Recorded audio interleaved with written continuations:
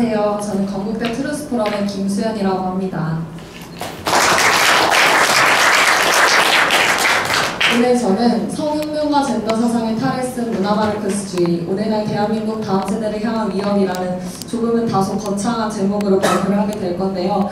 실제적으로 우리 다음 세대한테 위협을 가하고 있는 문화막시즘의 그 실체가 무엇인지에 대해서 말하고자 합니다. 네, 목차는 이렇게 순서로 갈 거고요. 네, 먼저 제가 성혁명이 무엇을 말하는 개념인지 간단히 설명해 보도록 하겠습니다. 성혁명은 성해방, Sexual Liberation이라고도 하는데요. 전통적으로 한 남자와 한 여자의 만남을 전제로 한 결혼관계와 가정관을 벗어난 자유로운 성관계를 받아들이자고 하는 그 주장을 하는 사회운동을 말합니다. 성혁명은 1960년대에서 1980년대 서양사회에서 성적 행동이 공개적으로 일반화되고 자유로운 성행위를 주장했던 사회적 쿠데타로 시작되었습니다. 성혁명이 일어나면 혼전 성관계, 동성애, 공적인 노출, 낙태 합법화와 같이 사회적 성윤리를 무너뜨리는 일들이 초래됩니다. 여기 나와 있는 책을 보시면 글로벌 성혁명, 가브리엘 쿱이라는 사람의 책인데요. 이 책에서는 글로벌 성혁명이 일어난 실상과 그로 인한 사회적 폐해를 정리하며 성혁명에 의한 문화전쟁을 경고하고 있습니다. 또한 성혁명은 자유의 이름으로 자유를 파괴하는 전체주의라고 표현하고 있습니다. 왜 그럴까요? 성혁명의 문화막시즘의 기반으로 이뤄진 대표적인 법률, 아까 앞서 서울대 보수주의 운동을 하면서도 얘기가 나왔던 차별금지법을 예시로 이해할 수 있습니다. 여기 계신 분들 대부분 잘 아시다시피 차별금지법은 동성애와 동성혼에 반대하는 의사를 표현하면 이를 혐오 발언으로 여기고 동성애자들을 차별했다는 명목하에서 처벌을 받게 하는 법안입니다.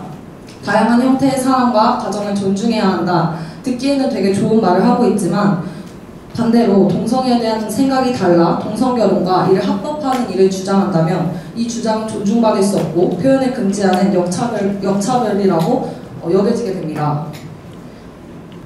이처럼 성적 다양성을 자유롭게 가질 수 있고 이를 인정해야 한다는 젠더 사상과 성적 지향이라는 자유의 이름으로 개인의 생각과 의사를 표현할 자유를 억압한다면 이것이야말로 자유의 이름으로 자유를 파괴하는 전체주의가 아닐까요? 이는 성혁명과 젠더 사상이 문화막시즘에서 기원한 개념이기 때문입니다. 그렇다면 문화막시즘이 어떻게 등장했고 오늘날의 성혁명, 젠더 사상의 탈을 쓴 그 문화막시즘의 실체는 무엇인지에 대해 얘기해 보도록 하겠습니다.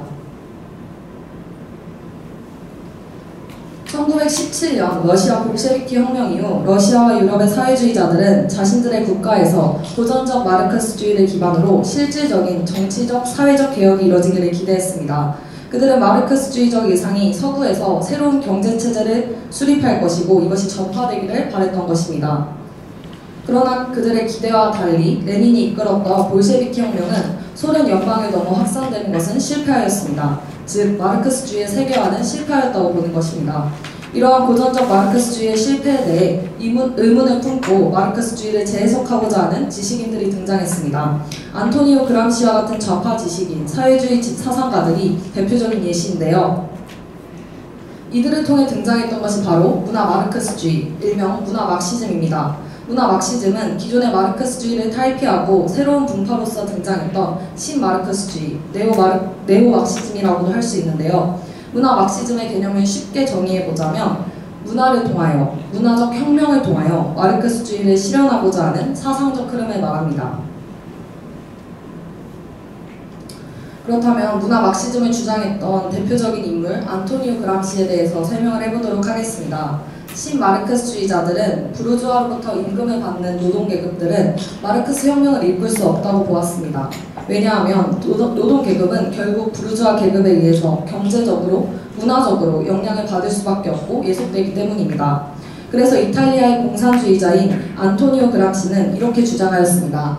자본주의 사회에서는 부르주아 지배계급이 경제적 생산수단을 소유할 뿐 아니라 자신들의 이익을 위해 지식과 언론 등 사회문화 영역을 통제하면서 사회문화 구성원들인 노동계급의 생각을 지배하기 때문에 공산주의 혁명이 일어나지 못하는 것이다. 이렇게 주장하였습니다. 그람시는 마르크스의 유물론에 수정을 가하고 신마르크스주의인 문화막시즘을 주장했던 대표적 인물입니다. 그람시는 사회를 이루는 상부 구조인 정치, 문화, 이데올로기가 사회에 직접적 영향을 미치는 중요한 영역이라고 생각을 했습니다. 그래서 그람시는 자본주의 사회에서 나타나는 문화와 사회적 관념들, 이데올로기들을 다루어 3부 구조론인 사회-정치 이론에 정립하였고 이를 토대로 문화 막시즘을 주장하였던 것이었습니다.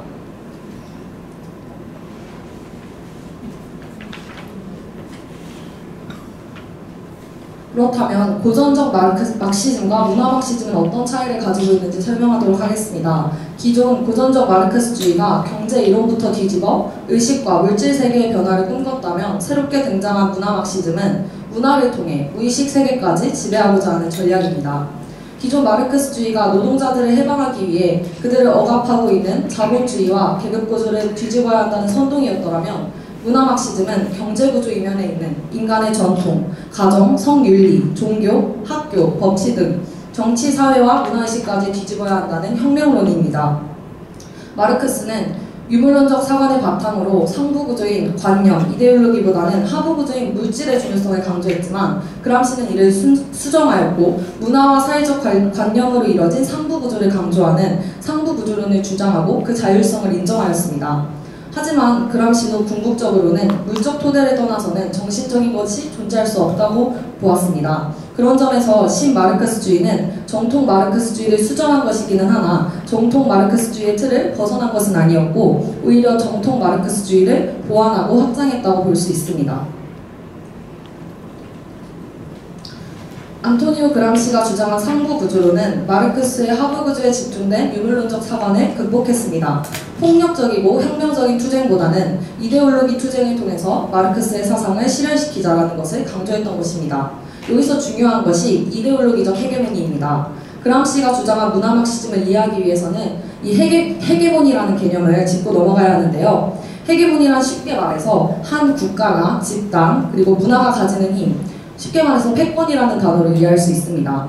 우리는 일반적으로 한 집단, 국가, 문화가 다른 집단, 국가, 문화를 지배하는 것을 가리키는 용어로 사용됩니다.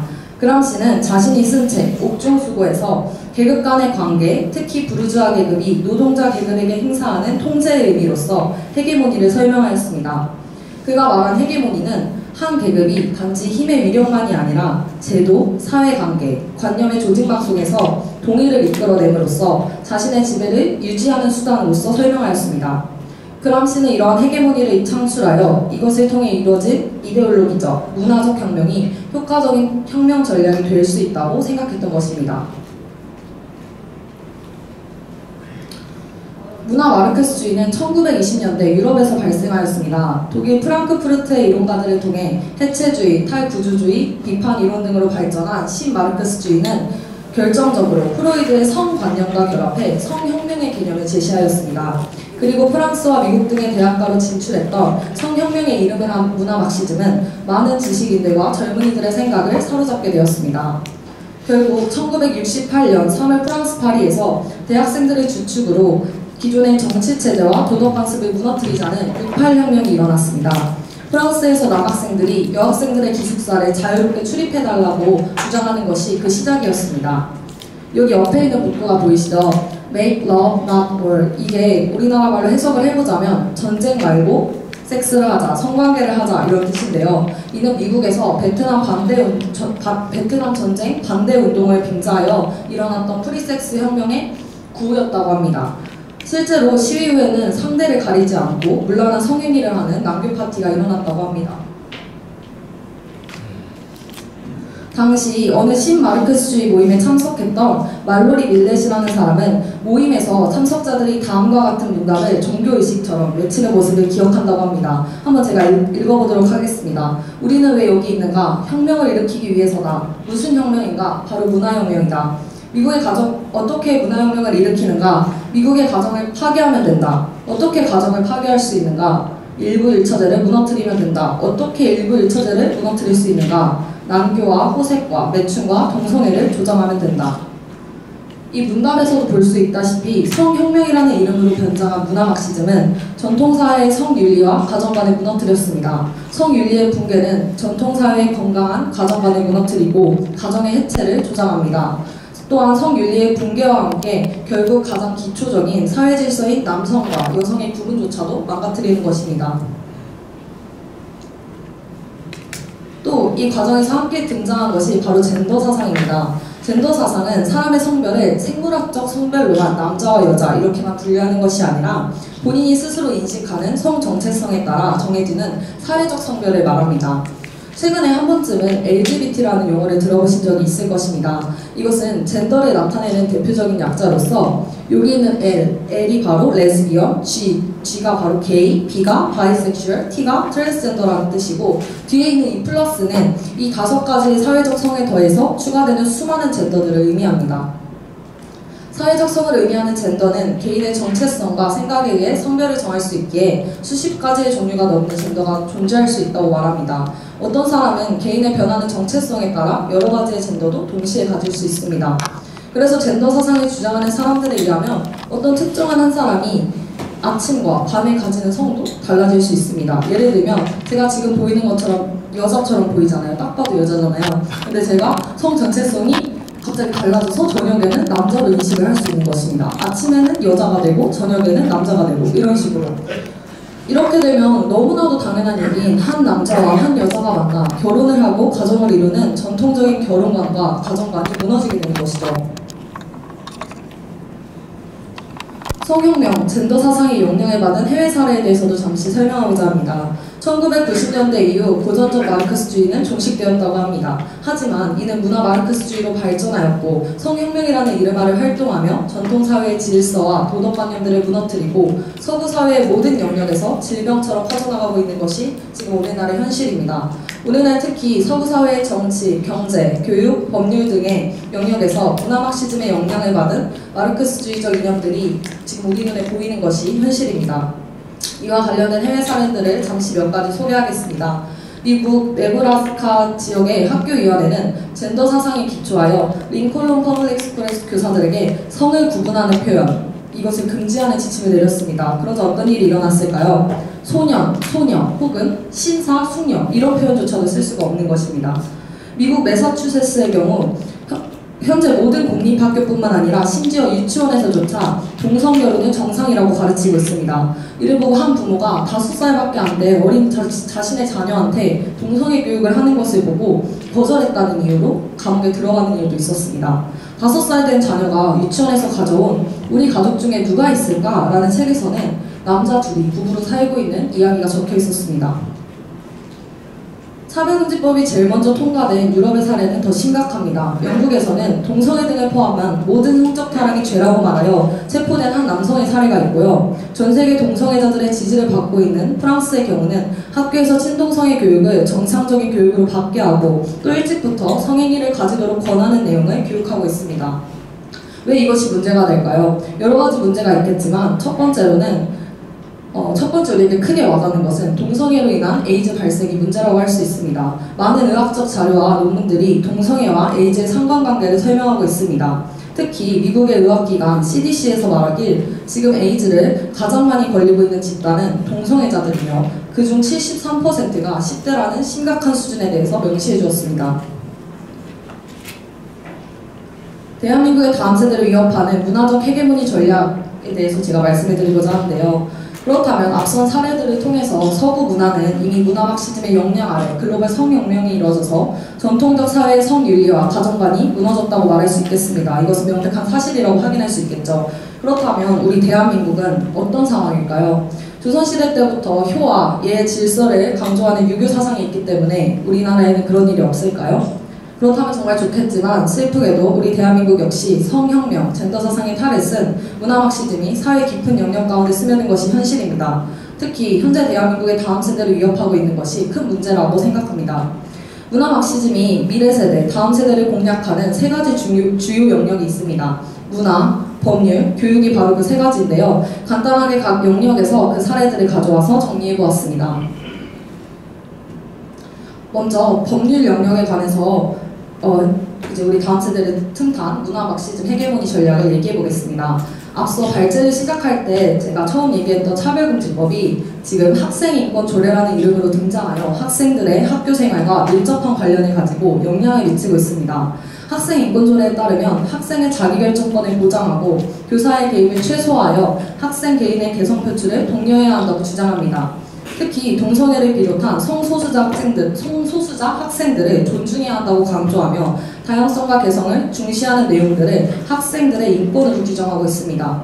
그래서 자연스럽게 한창 성적 호기심이 왕성할 나이대의 청소년들이, 학생들이 친동성애와 젠더 사상을 배우며 성중독에 노출될 위험도 커지고 성 정체성에 관한 혼란을 느낄 수도 있습니다. 또 하나의 큰 문제는 누군가 친동성애 교육과 젠더 사상에 반하는 얘기를 하고 그런 내용의 수업을 하게 된다면 반인권, 학생인권 침해 행위라고 여겨지고 역차별을 받게 되는 문제점이 발생합니다. 다음은 문화적 영역에서의 문화적 헤게모니 전략입니다. 최근 한국에서 인기 드라마였던 이상한 변호사 우영우를 혹시 보신 적이 있으신가요? 이 드라마에서도 여자가 여자를 좋아하는 한 레즈비언 커플의 이야기가 나와 동성애 코드를 자연스럽게 문화적으로 노출하였습니다. 여기 나오면 이 드라마에 나온 한 장면을 제가 갖고 왔는데요. 드라마 중 동성애자인 여자가 이런 대사를 대놓고 합니다. 결혼을 하게 된다면 언니랑 할 거야. 이런 식으로 동성 결혼에 대한 자연스러운 인식을 문화적으로 심어주는 것입니다. 오른쪽에 보이는 포스터는 메리키어라는 TV쇼를 소개하고 있습니다. 메리키어는 국내 최초 커밍아웃한 커플들의 이야기를 담은 예능 프로그램이라고 합니다. 게이 커플, 트랜스젠더 커플, 레즈비언 커플 등 여러 젠더 사상에 기반한 커플들을 출연시키며 다양성이라는 이름 아래 젠더 사상의 메시지를 자연스럽게 교묘하게 전달하고 있는 것입니다. 마지막은 교육 영역에서에 대한 얘기를 나누고자 하는데요. 2022 교과 개정안의 문제점입니다. 이 부분은 최근 아주 심각한 문제로 드러났고 지금도 이를 두고 싸우고 있기에 더 자세히 다루기 원합니다. 교육부에서 올해 8월 30일부터 한 주의 기간에 걸쳐서 2022 교육과정에 대한 의견 수렴을 하였습니다. 그에 따라 2022 개정 교육과정 총론 주요 사항의 시안이 작년 11월에 이미 발표되었습니다.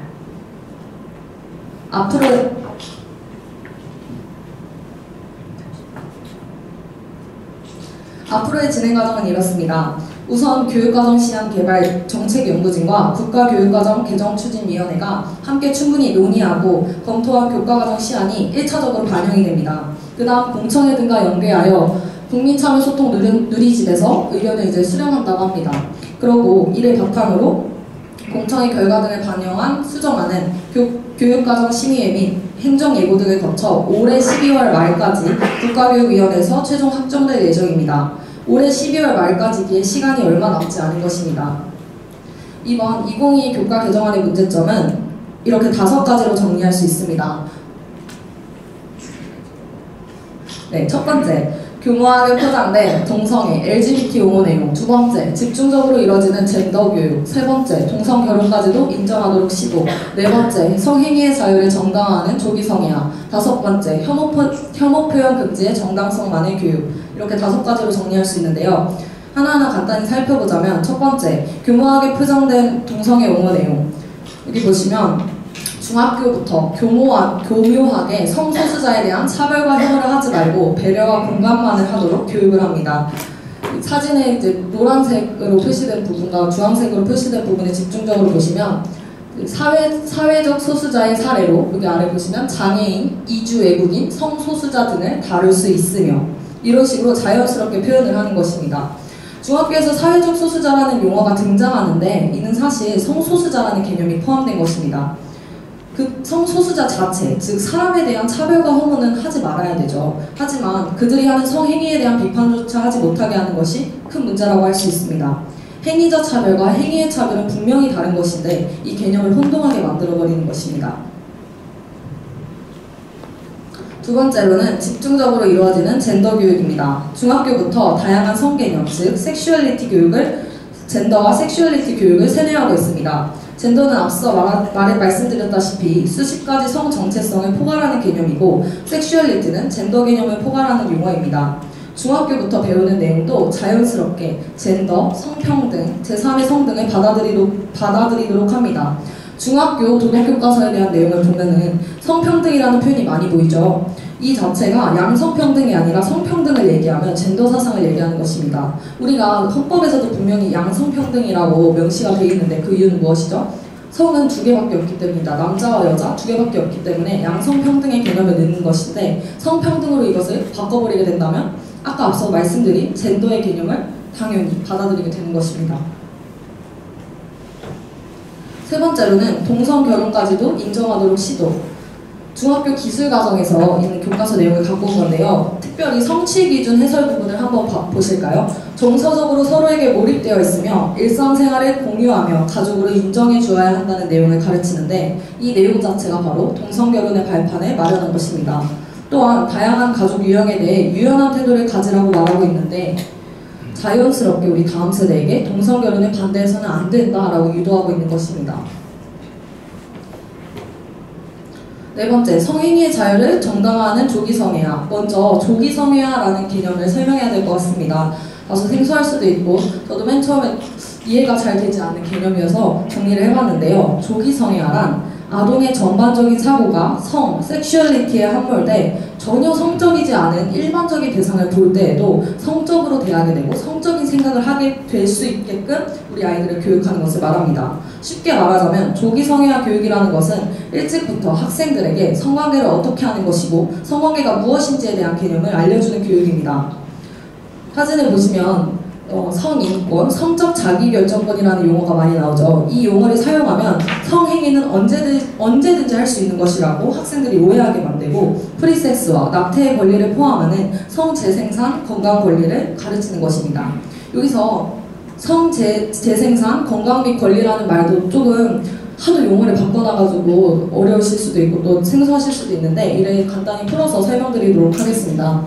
여기서 나오는 성재생산 건강 및 권리는 성건강, 성권리, 재생산 건강, 재생산 권리, 이 모든 네 가지 개념을 합쳐놓은 개념입니다. 성건강이 뭘 얘기하는 것이냐면요, 섹슈얼리티와 성관계에 대한 긍정적인 접근과 더불어 어떤 제약이나 차별받지 않고 자유로운 성적 경험, 즉 자유로운 성관계를 마음껏 할 수 있다는 그런 얘기를 하는 것입니다. 이 정의는 WHO에서 내린 것을 그대로 가져온 것이기 때문에 그렇게 보시면 될 것 같고요. 성권리는 성건강, 무제한적인 성적 자유를 마음껏 누릴 수 있는 권리를 말합니다. 마지막으로 재생산 권리. 이 재생산이라는 개념이 원래는 사람한테 쓰는 개념이 아니라고 들었습니다. 공장에서 혹은 기계한테 쓰는 개념인데 어느 순간 사람한테 이 개념을 쓰고 있는데요. 이게 무엇을 말하는 개념인지 제가 풀어서 말씀을 드리자면, 자녀의 수, 또 뭐 출산의 간격을 자유롭고 책임감 있게 결정할 권리라는 말을 하는데, 이 말은 결국 마음대로 낙태를 해도 된다, 낙태의 합법화를 자연스럽게 용인시키는 용어입니다. 다섯 번째로는 혐오 표현 금지의 정당성만을 교육하고 있습니다. 고등학교 도덕교과서의 내용체계에서 인간의 존엄성을 침해하는 혐오 표현 문제라고 기술함으로써 혐오 표현은 인간의 존엄성을 침해한다고 단정적으로 표현했습니다. 또한 혐오 표현을 금지하려고 할 때 분명히 표현의 자유가 침해당하는 문제도 발생을 하는데, 이것에 관해서는 전혀 다루지 않고 처음부터 학생들에게 혐오 표현 자체를 말하는 것이 나쁜 거야 라는 선입견을 심어줍니다. 미국은 소위 혐오 표현도 헌법이 보장하는 표현의 자유에 포함해서 보호하고 있습니다. 사람을 향한 혐오는 당연히 금지되어야 하지만 가치관 판단, 행위에 대한 비판 등을 혐오로 간주해서 이것까지 금지하게 된다면 표현의 자유라는 민주주의의 기초가 무너지게 됩니다. 혐오 표현을 금지하는 것에 대해서 아직 전문가들 사이에서도 논란이 많은 상황인데, 교육과정에서 단정적으로 혐오 표현 금지를 가르치면 다음 세대에게 표현의 자유 개념을 왜곡시키는 결과를 낳는 것입니다. 올바른 교육 개정안을 위해서 그렇다면 우리가 어떻게 바라보고 어떤 목소리를 내야 되는지 잠시 얘기를 하고자 합니다. 첫 번째, 아까 말씀드렸다시피 사회적 소수자에서 성소수자를 반드시 제외해야 합니다. 그리고 행위자에 대한 차별과 행위 자체에 대한 차별은 구별하도록 교육해야 합니다. 젠더 및 섹슈얼리티에 대한 개념은 삭제해야 합니다. 성평등을 양성평등의 표현으로 교체해야 합니다. 동성결혼, 동성혼과 관련된 그것을 옹호하는 문구들은 삭제되어야 합니다. 혐오 표현은 아직도 논란이 되고 있는 주제이기 때문에 삭제되어야 합니다. 그리고 무엇보다도 우리 다음 세대, 미래 세대인 우리 학생들에게 올바른 성윤리와 가치관을 교육해야 합니다. 2022 교육과정 개정안이 성혁명 교육안이라는 사실은 앞서 사례들을 확인하셨죠. 그렇기 때문에 폐기되어야 하는 것입니다. 전체적인 프레임 자체가 잘못되었기 때문에 부분 수정이 아닌 전면 폐기가 되어야 할 것입니다. 2021에 임명된 집필진 위원들도 전면 교체되어야 한다고 할 수 있겠죠. 이를 위해서 여기 계신 정말 자유를 위해서 그동안 싸워주신 선배님들 앞에서 제가 감히 말씀을 드리자면 우리 다음 세대가 이런 위협이 있다는 사실입니다. 이것을 위해서 함께 목소리를 내주셨으면 좋겠습니다. 교육부에 항의하기, 공청회 참석하기, 기자회견이나 관련 집회 등에 참석해서 성명서 발표하기 등 그 방법과 형태는 다양할지라도 우리가 끝까지 잘못된 교육 개정안을 함께 막아선다면 성혁명, 젠더사상이라는 이름 아래 있는 문화막시즘이 우리 교육 영역에서 틈타지 못하고 우리 다음 세대를 문화막시즘이 바탕이 된 교육과정으로부터 지킬 수 있다고 생각합니다. 참고로 잠깐 말씀을 드리자면 이번 주 일요일 날 삼각지역 11번 출구에서 3시 30분부터 이번 2022 교과 개정안의 문제점을 지적하고 이 개정을 촉구한다는 국민 반대 집회가 있습니다. 혹시 시간이 되신다면 함께 와서 자리를 지켜주셔도 정말 감사할 것 같습니다. 책임 있는 자유. 저는 기독교 보수주의 세계관을 표방하고 있는 트루스 포럼에 20살 때 처음 왔습니다. 그래도 제가 벌써 졸업반이 되었는데요. 그때 처음으로 트루스 포럼 기본 강의를 들었을 때 트루스 포럼은 하나님의 형상을 닮은 인간의 존엄성과 책임 있는 자유, 그리고 진리, 진실에 입각한 가치를 보수한다는 얘기를 들었습니다. 책임 있는 자유, 그때 제게 가장 기억에 남았던 단어였습니다. 자유민주주의 사회에서는 모든 자유에는 책임이 따릅니다. 개개인의 자유가 모두 중요하기 때문에 개인의 자유가 다른 누군가의 자유를 침해해서는 안 되는 것입니다. 또한 누군가 주장하는 자유가 사회의 법적 질서와 도덕 규범을 무너뜨리는 자유라면 그 자유는 자유민주주의 사회에서 인정되는 자유가 아니며 지켜져야 할 자유의 가치도 사라진다고 생각합니다. 그렇기 때문에 젠더 사상, 성혁명에서 말하는 자유는 진정한 자유가 아닌 것입니다. 성적 해방과 성적 자유를 얘기하면서 기존의 사회적 질서인 성윤리와 가정의 질서를 무너뜨리고 이를 해체하고 있기 때문입니다. 이를 막기 위해서 자유라는 이름으로 자유를 파괴하는 성혁명, 젠더사상이라는 문화막시즘의 실체를 알고 우리 사회 속 법률, 문화, 교육 등 다양한 영역에서 영향력을 행사하는 문화막시즘으로부터 우리 다음 세대를 지켜내야 할 것 같습니다. 저도 물론 다음 세대니까 앞장서서 이것을 외쳐야 하겠고요. 그리하여 우리가 사는 자유민주주의 국가인 대한민국에서 진정 지켜져야 할 책임 있는 자유가 지켜질 수 있는 날이 오길 소망합니다. 들어주셔서 감사합니다.